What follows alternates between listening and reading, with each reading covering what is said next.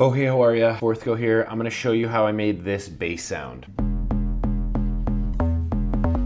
Here's how it sounds in the song. Redneck princess in the back of my truck says she feels a little bit stuck running out. And on the drop. She likes fireworks and the 4th of July. All right, let's get into it. So this bass line is a simple instrument bass patch I made with a tom drum. BWB Tom C, which stands for Big Woman Beautiful Tom C. I don't make the rules, that's the name of it. It's a simple tom drum I found. I made this bass patch like 2 years ago, and I'm always kind of like modifying it. It's called my Hello Salutations, You Give Me Good Vibrations. It's that bass patch that I originally made on a song called Hello Salutations that I'll play right here. Hello Salutations, You Give Me Good Vibrations.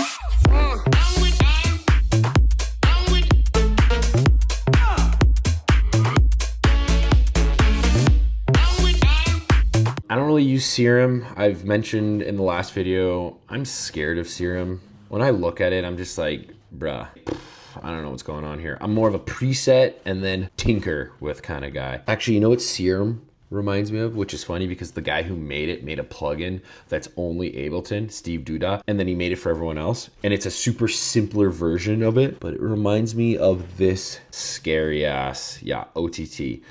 Look at this. This is what Serum feels like. I'm not a math guy one bit. I see letters and numbers side by side. I see that, little ratios. Inf, is it L and F? What is that?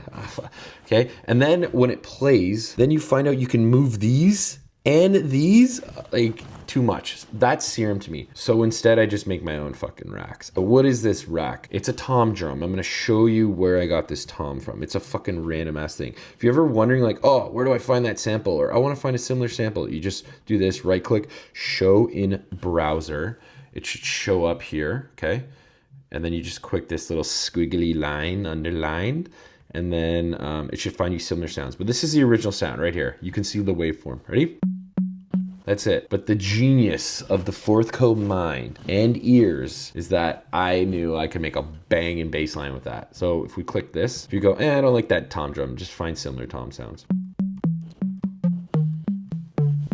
I like that one. A little distorted kick and bass, volume 1. West End, never heard of him? Yes, you have. Makes bangers. This bass rack is made up of multiple layers within one instrument rack. Simple, this is it. I want you to hear what it sounds like. This is just a wave observer, the metering loudness. This is a clipper that's really doing fuck all actually. This is filter that I use like this, because I'm using filters all the time. Filter, audio, automation. And then this is just EQA just so I can visualize the waveform, because I like doing that. And then this is just a tuner to know that it's in the key of E, because these tom drums are randomly pitched to transpose -30. What the fuck is that? I don't know. It's different on every song. Let's go through it. So this is a sub. This is a low distorted mid that almost has an FM bass sound that creates that like filthy, you're like, ooh, that's cool, which is this. It's got a good knock to it, and it's slightly on the right. I don't know if you can hear that. I can hear that. This is, look, see how it's just like the same shit? The only thing that's changed is the filter and the sustain and release. This is the same thing, but now I distorted it almost like a guitar, so it'll cut through the mids. This is a top kick to basically add punch on the top. Again, this song is called All American Girl, and it's more of an EDM banger than like an underground dark tech house. It should be able to be played on all sound systems, including streamed on the greatest source of audio ever known to humans, AM radio. Yes, and I say streamed because anyone born after 9/11 doesn't even know what the fuck AM radio means. So this is just a transient to punch through. I'd use a snare or something, or like a hi-hat, like a the initial attack, but fuck it, we're using a kick. And then this is just a vinyl crackle. Hopefully you can hear that. The reason why I have this vinyl crackle is it's just noise from a vinyl, but it's simulating distortion without actually using distortion. The reason why I'm not using actual distortion is because when you start distorting shit, as you go along down the line in the mixing process, you start to add more distortion, then EQ, then you clip, which is a form of distortion. This is the individual layer. Then you go to the group, then you go to all the bass group. You're adding more distortion, you're adding more EQ, you're adding more cutting. Then you get to the fucking master. You're adding clipping, you're adding more, like, all of a sudden, by the time you get to the very end chain, it's just like, there's way too much distort. Like, it actually sounds distorted. So I use subtle subconscious white noise that layers and adds up to the layer that eventually, once we get to the mastering stage, you'll be able to hear it. I want you to hear the bass, the sub. This is like the most important shit. So this automation thing is doing nothing. We can just delete that, honestly. Turn this off, and I'm gonna turn this off, and this is off. Okay, so this is what the note is doing. I'm gonna play it on my keyboard here. A little tricky to hear. I have a filter. The reason why you hear that high frequency there is because we're playing in such a low octave, a stupid low octave, that you get like these weird artifacts on sub sounds. So I just say watch out for that. So what I did, there's the Android. Yes, I have a fucking Android, very much an Android guy. I just filtered it out. I'm just cutting anything above 1.3K is cut off. So here's 1K. It's basically like, I'm basically just doing this. That's basically what's happening, but I'm doing it within here. The reason why I do it within here is because there's like these analog saturations, and I'm saturating it by like 1 dB as well. So this is what it sounds like. Okay, simple. Now I have this transient designer that I fucking love. It's paid, but it's my favorite one of all I've used. The preset I'm using, of course, the song's called All American Girl. So what preset we're using? More is more. Other than oil in a foreign country, war, US dollars, hot dogs, and cowboys, does it get any more American than more is more in a country EDM song? No. This is what it's doing before and after. Again, this EQ is just to see what's going on.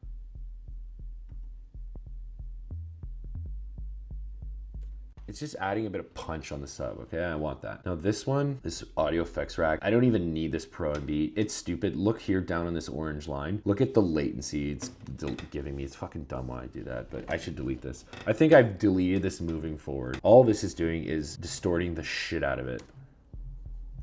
Oh, sorry. Oopsies. This is just, I don't know what this preset, Divinity Funk Bass. Here, you're gonna hear what it sounds like.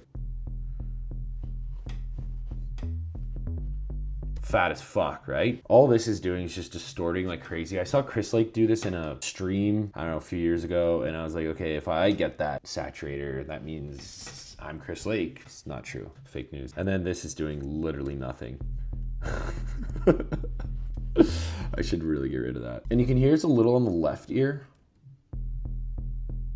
I think I have this like inverse thing on. Yeah, swap because I'm dumb. But whatever, we'll just keep it on. So I just made it a little less wide. But that's for the whole layer. Now all I did was I duplicated this layer and I turned down the sustain. So it just hits and it goes away right away. This is that FM cool bass sound. Not much going on here. And in fact, normally I would add a bit of reverb because it sounds cool when you add reverb and then saturation after. You distort after reverb, you get that cool like bass housey, I don't know, it's just like a sick sound. But I didn't do it on this song because there's so much shit on the top line synths and the vocals, and I already have guitar. This is an AM radio banger, okay? We don't need more distortion. This is what this is doing. This is without anything, okay? I'm gonna distort the donkey dick out of it. It's really just turning it louder and making the attack hit harder. So without the saturation, quieter. And it's bringing out that transient way too much. And then I'm making it a little wider. Not obnoxiously wider, just enough to like fill the space. You can feel, if you have headphones on, you can kind of like feel it in your ears. I like that. I like when you can feel the sound. All right, but now I introduced all of this shit. I don't really want that because this is like a low mid filth bass. So I just EQ'd it, right? And so now the sub was existing in here, right? The sub was basically like all of this area. Now this bass is in this mid area. And now I go, this is an AM radio banger. I need mid bass in the upper bit because I want this to play on all sounds and still cut through. So that's what this layer is. Now if we turn all this shit off, let's see what she's doing. Saturate again. You know what? I actually just duplicated this layer and all I did was same shit, wider. Okay, EQ8, cut it out, right? But there's no sound now over there. So then I add, look, there's no sound, right? But then I add this pedal, which is basically like a guitar distortion. And now watch what it's doing. From here, you see no distortion, cuts it out, add pedal, it introduces all this new distortion here.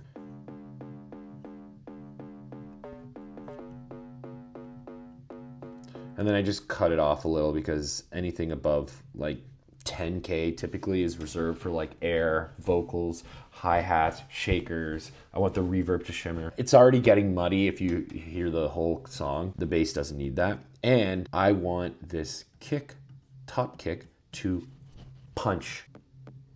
Look at that.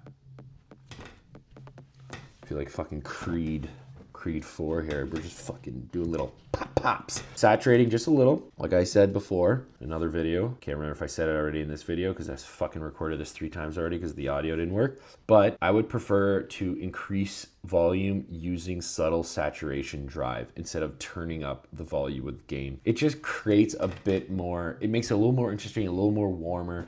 And when you turn a sound up with drive instead of volume, it actually like saturates itself and like cuts it off a little. So you're not just turning the volume up, you're like shaving off peaks and whatnot if you use it properly. This is important. I'm using the left signal only. This does not mean it's only going to be playing in the left ear. This means instead of doing stereo and clicking mono, I'm only choosing the left signal. So what the fuck does that mean? You're probably like, what? I never heard of that. I'm going to show you exactly what I mean by that. When you use a utility like this in Ableton and you click mono, what it's doing is it's getting the left and the right and it's bringing it mono. The sound, it's not actually making the sound mono. It's just monoing both sides of the sound. And when it does that, there's a bit of phasing going on and the volume gets reduced. I want the original kick, the punch, the click of that kick to come through. You can see this overlapping means it's a stereo signal. If the waveform was inverted and all of a sudden the other wave was upside down and they're kind of weaving like this,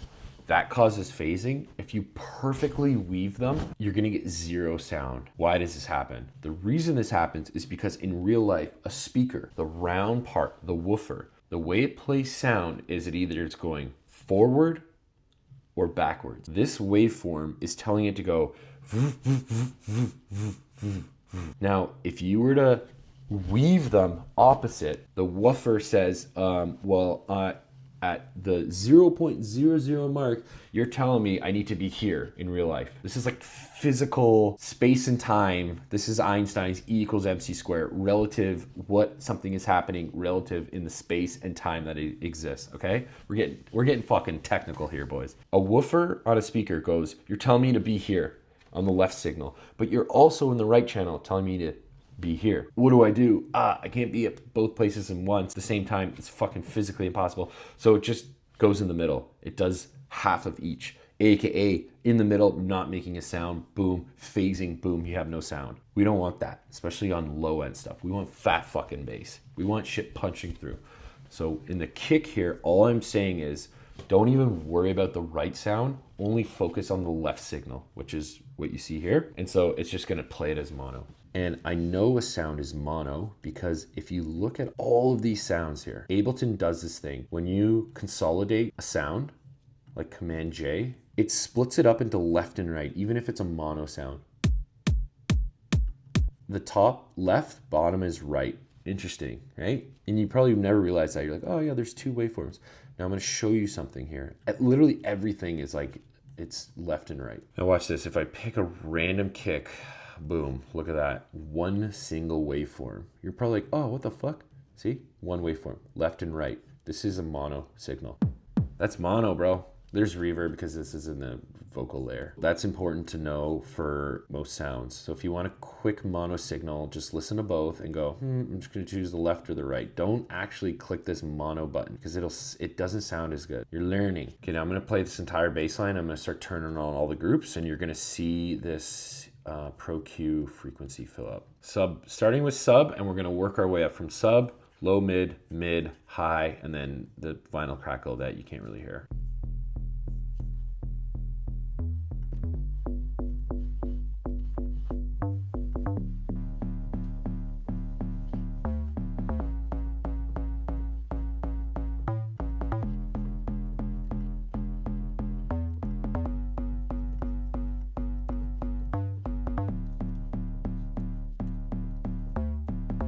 That's pretty much the whole bass. Super fucking simple. Normally I would go into the notes and pitch.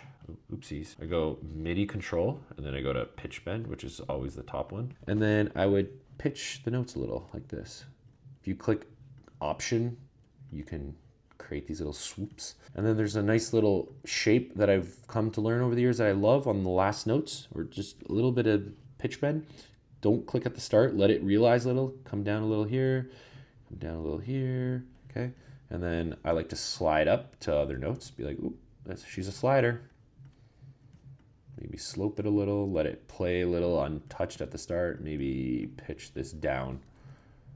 So it goes all the way into this next note, okay? And this is the chord progression, super simple. Basic shit, like literally pop music, okay? So let's watch. Right, super simple. And then you can just copy and paste it, maybe do a little less next time. Ooh, I don't like that. And I would manually do this by hand just because it feels way more real. Like that's a good shape, I like that. Maybe start pitching down a little, maybe this note. I'm imagining a guy at a blues bar in Chicago, and he's slapping the bass, and he's like, boom, like he's sliding into the note, right? Goes down, down, down, down, down. And his hand like slides down. It's moving ever so slightly on the fret. And the way he's slapping that shit is not, it's just slightly weird. Now in dance music, I want the bass always hitting. I don't want like some notes quieter, but I do like the pitch bends. So to go from this note to this note, you're not just gonna go dan, dan. The guy's hand, the sound's gonna be ringing off the chord, off of the string, and he's gonna go, and he's gonna slide up a little. I try to think of shit like this with my bass lines. A lot of people listen to my music and go, oh, it kind of sounds like a fourth coat bass line, fourth coat drums. We're not getting into the drums today, but this is like a simple one for me. And I love a lot of texture, a lot of stuff sliding around and swing. I don't know if there's swing on this. Oh, there is swing. Yeah, look right there. See how it's like not on the grid? This one's swinging. I also like when the notes are like different lengths sometimes. Yeah, so only that note's really swinging. Sometimes these notes play a little sooner because sometimes the guy's playing in the blues bar and he's rushing and he's a little buzzed. He's drinking double G&Ts from Rose's Lounge. He's like, boom, boom. When we play that, it would do something like this.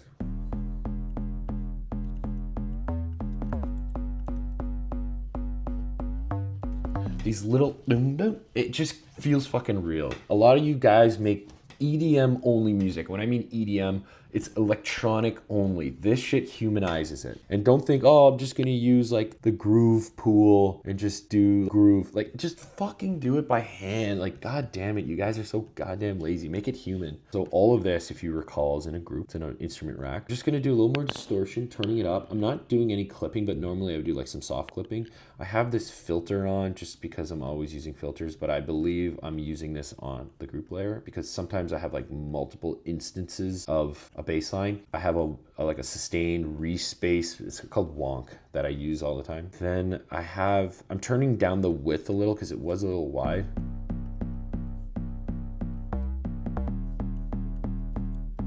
It's too wide for bass. I'm breaking my rule here saying like, don't get a stereo signal, make it mono because it's gonna phase out. You can actually hear that. It gets quieter because it's phasing ever so slightly, but not enough that it fucking makes a difference in my opinion. I have a clipper here that's not doing anything. I should be catching these peaks like this. And what that is doing. Do you see this? Does this sound like bass to you? Fuck no, we don't need that. Well, all that's gonna do is by the time we get into the group layering processing and then the mastering, anytime you have a clipper or a limiter, it's gonna fucking hit this and distort. So what you wanna do is earlier in the stage, get rid of that. I like this waveform analyzer. It's free and you can see left and right stereo. There really isn't. If you actually look really closely, how do we like zoom the fuck in?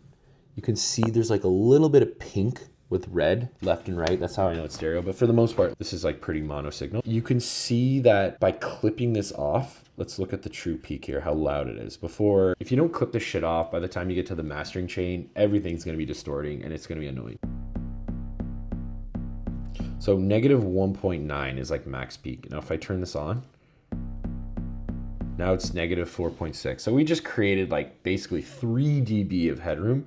And if you close your eyes right now, and I'm gonna turn it on and off, tell me if you hear a fucking difference in volume, okay? Ready? It's off, close your eyes.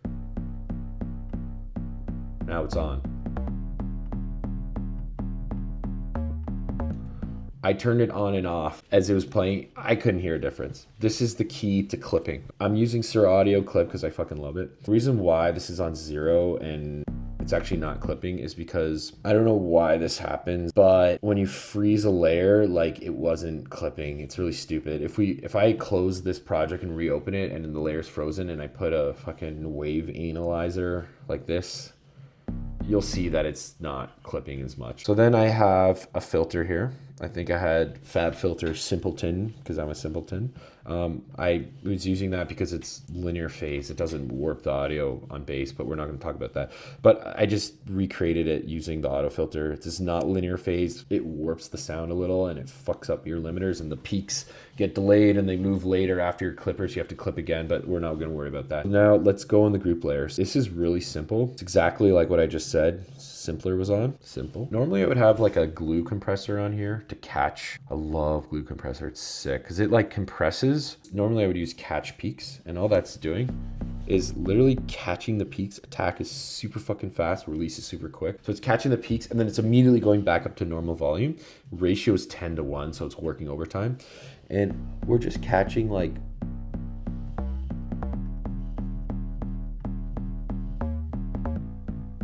and then I would turn on soft clip.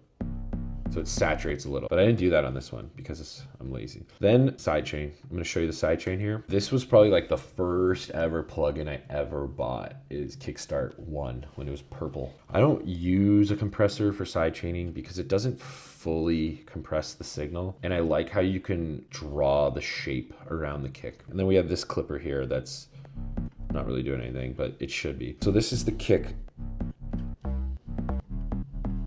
It's a deep sidechain. I'm sidechaining all of it. I'm not doing like a band sidechain where it's only doing anything below 1K, which means like anything like to the left of this line is getting sidechain and all this is not. I like the pumping effect. It's a quick one though, like the halfway.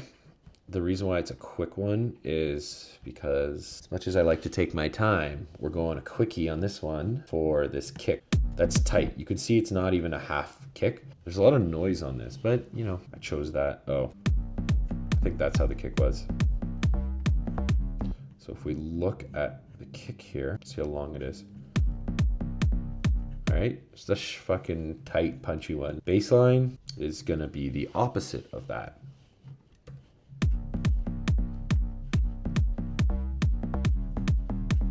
That shit freaks me out, those high peaks, truly.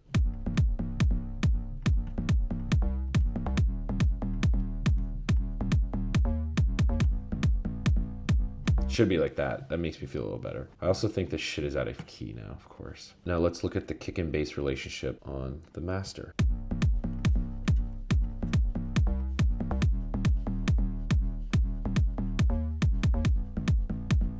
The shit is literally out of key, and it's because I tampered with the pitch bend. Oh my God, why Ableton? That's quite disgusting actually.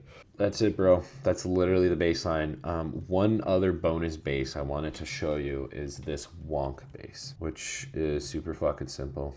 It's like one of the first ever sounds I discovered in Ableton. If you guys have Ableton, you're buying fucking shit, just go. There's so many. I've been using this as Live 8, okay? I've been producing like 13 years now at this point. Too long to not have made it yet, so I'm trying to get my shit together. But just go to instruments and go to like simple. I think it's in simpler. And it was Wonk. I don't like how they structure everything. Before they used to be in like smaller groups, but go Wonk. Ooh, beautiful. So all I do here, and I'm stopped doing this, I basically created an instrument rack of both, but I have a sub Wonk and a mid-high bass Wonk. So this is what they are doing.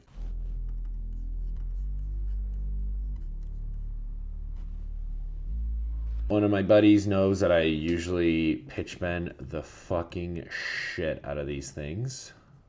I usually go like this, which sounds sick, right? If you can actually hear that. Listen. How good does the pitch bend sound? Ooh. And then because the auto glide setting is on like 80 milliseconds or something, it's so nice. So then I go, whoa. You'll hear what this happens.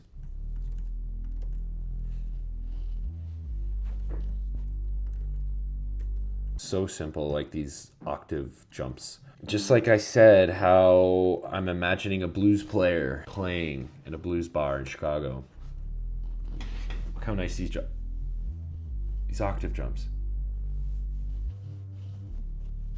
It's beautiful. Oh, it's just so dreamy. And it's overlapping, so it glides, but here cuts a little short. And you can feel that little, it's like, there's a slight stutter when that plays. And I like doing that. It breaks the energy. It's weird. It's subconsciously something happens when there's like a little bit of a gap. Wonk is doing this. I just did the automation thing. I just made like anything 100 hertz is mono. The reason why is like, see how it's moving so much? This is the song in mono. Sounds pretty good to me. And then I have this device called Love End where you basically just boost. Am I even fucking boosting? Analog Obsession. It's basically just like boost like super low frequencies. It's a free one. I can't find it. No. Oh, actually I should just save this. What am I saying? Couldn't find it online. Okay. And then just add that to the compressor. And then saturating. Oh, and remember, I'm using a filter here, just like I showed you guys in the last group.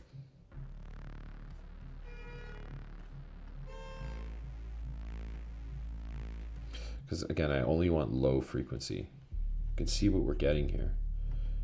You see how fucking fat and juicy that is? And it is stereo. That pink means it's the right.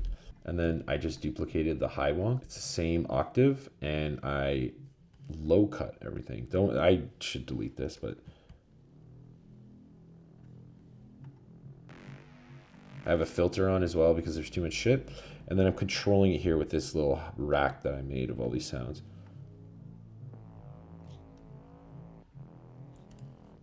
That's like the classic nice saturation of like when you're driving by in some car, you can hear the bass rattling everything. That's what I'm doing here with this saturator. And then this is my OEM Haas. It's a simple Max for Live device that does like basically Haas effect, and I like it. Okay, so that's basically the bass. Oh, and I low cut it together, right? Super simple. And I have more control over them. And then Sidechain is same shit. Actually, this one's a little more progressive. This Wonk bass is only playing on the non-drop section. You're looking here going, whoa, wait a second. I thought you're not supposed to have bass play at the same time. I don't. I have the Wonk playing. This type of shit builds energy, okay? It sustains.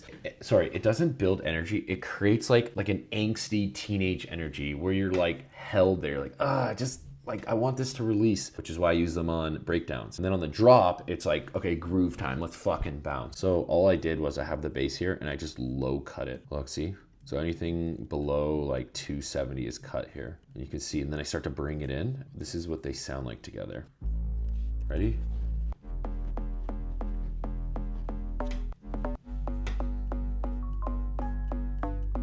And then on the drop, this is just full out. It's just pure bass. If you guys want to watch the tutorial on how I did the main synth in this song, which is this.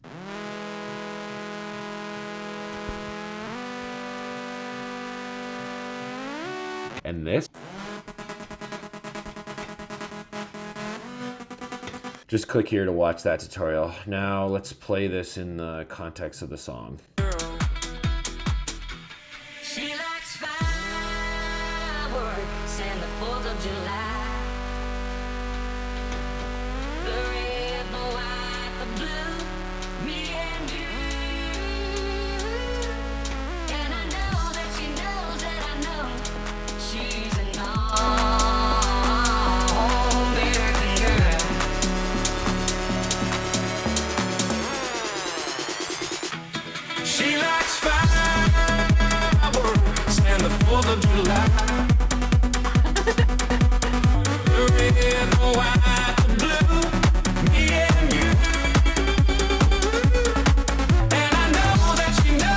All right, that's it. Hit me up to Carpe That DM at fourthcode.music. If you want to work with me, just DM me. Let's pitter patter. See you later, folks. Cheers.